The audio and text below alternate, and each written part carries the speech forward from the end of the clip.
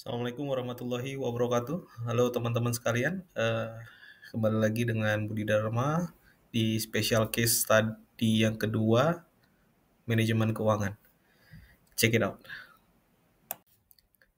Teman-teman, di special case yang kedua ini, manajemen keuangan, teman-teman kita akan membahas tentang UTUD kembali lagi ya, yaitu tentang valuasi dari usahanya UTUD ya. Saya harap teman-teman sudah membaca case study-nya dengan baik ya. Dia mencoba menerapkan usaha payeknya ini dengan estimasi arus kas ya. Ya, di sini sih asumsi, tapi bisa kita gunakan nanti untuk kedepannya di dalam konteks yang lebih real itu sebenarnya bisa ya. Ini contohnya. Mari kita bahas. Sebelum kita membahas panjang, yang pertama saya harus jelaskan adalah tentang metode-metodenya ya. Yang pertama adalah discounted cash flow.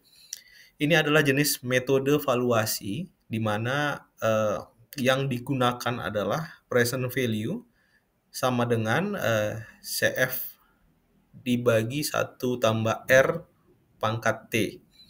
CF di sini adalah cash flow yang sebenarnya itu bisa diproyeksikan ya. Nah, tapi nanti di dalam proses aktualnya ini bisa jadi juga uang cash yang masuk. Sedangkan R sendiri adalah tingkat diskonto atau diskon rate ya, dan T-nya adalah periode. Jadi semakin panjang T-nya nanti kita akan paham bahwa present value nanti akan semakin mengecil biasanya ya, karena pangkatnya juga jadi lebih besar. DCF ini akan membantu investor untuk memahami berapa nilai uang di masa yang akan datang dengan menentukan nilai uang yang ada saat ini.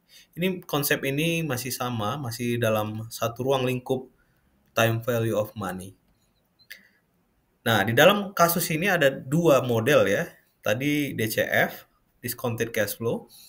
Yang kedua adalah Gordon Growth Model, GGM ya. Bukan ganteng-ganteng serigala ya. Bukan, ini Gordon Growth Model. Ya, Gordon Growth Model adalah salah satu metode valuasi juga. Nah, di sini dia menggunakan terminal value, yaitu suatu hitungan dari suatu investasi yang memiliki pertumbuhan arus kas tetap dan tidak terbatas. Nah, karena kan di dalam kasus tidak di state bahwa kapan usaha wadernya berhenti begitu ya kan. Jika tidak ada state seperti itu, berarti kan bisa selama-lamanya. Selama ikan wader masih ada, ya bisnisnya harusnya masih ada. Nah, di sini kita memang harus menggunakan terminal value ya, untuk setidaknya itu meng-cut off hitungannya di tahun keberapa. GGM nama lainnya adalah perpetuity growth model, yaitu dengan menghitung nilai saat ini dari arus kas yang akan tumbuh tetap ya selama-lamanya ya, dalam kurun waktu yang kita tetapkan.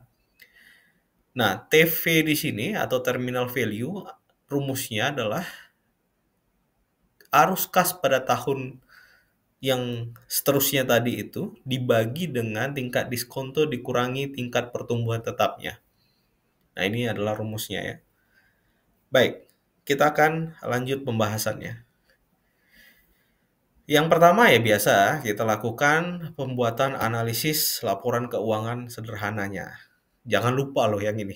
Karena di setiap kasus laporan keuangannya bisa beda-beda. Sehingga hasilnya pun bisa beda-beda. Di sini kita dapat nilai initial investment 5 juta, initial annual cash flow 20 juta. Nah, di sini kan diasumsikan ya, setiap tahunnya cash flow yang diterima oleh UTUD itu 20 juta. Nah, annual growth rate di 1 sampai 5 tahun itu 20%. Sedangkan di atas 5 tahun 5%. Nah, nanti yang di atas 5 tahun ini kita pakai untuk terminal value ya, teman-teman. Diskon rate-nya 12%. Nah, valuasi periodnya infinite. Nah, ini yang tadi kita bilang ya. Nggak ada batas, bisa 10 tahun, 12 tahun, dan seterusnya. Tapi kita tidak terlalu mementingkannya karena kita punya rumusnya, teman-teman. Sedangkan kita akan menghitung dulu cash flow dan present value-nya ya. Rumus DCF kan sudah saya berikan tadi ya. C cash flow pada tahun pertama dibagi 1 tambah 12% pangkat 1 dan seterusnya. Nah, dari sini diskontonya 12%, berarti R-nya nanti kita gantikan 12%, pertumbuhannya 20%. Ini untuk menggantikan annual cash flow. Jadi contohnya misalkan ya, di CF1 di tahun pertama itu cash flow-nya bukan 20 juta teman-teman, tapi 24 juta ya. Karena kan cash flow masuknya 20, tahun depan kan naik 20%. Berarti 20 dikali 1 tambah 0,2. 0,2 itu 20 bagi 100. Nah, di tahun kedua CF-nya menjadi 28,8. Kenapa? Nah, cash flow yang 24 juta tadi kita ambil jadikan CF2 dikali 1 tambah 0,2. Jadinya 28,8. Nah, nanti seterusnya sampai tahun ke-5 ya, teman-teman. Di atas tahun ke-5 baru kita pakai kordon. Oke, kita menghitung yang cash flow yang kedua ini untuk terminal value-nya. Yang pertama adalah memastikan ya berapa sebenarnya terminal value-nya. TV itu sama dengan CF6 dibagi R min G.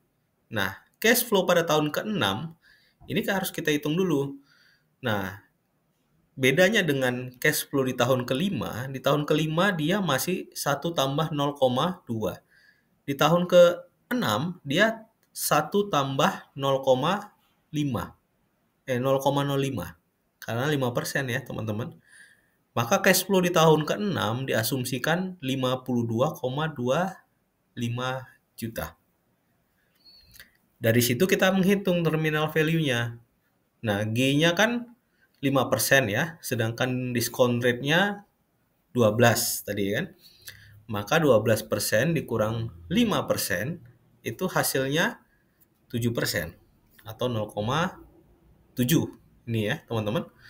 Nah, kalau 0,7 berarti 52 juta dibagi 0,7, TV-nya sama dengan 746 juta. Jadi terminal value yang kita ambil di tahun ke-6 itu sebesar 746 juta. Nah, present value-nya berapa? Nah, TV-nya kan di tahun ke-6 tuh. Sekarang kita mau ngitung di present value. Nah, di present value nilainya sebesar 424 juta rupiah. Oke.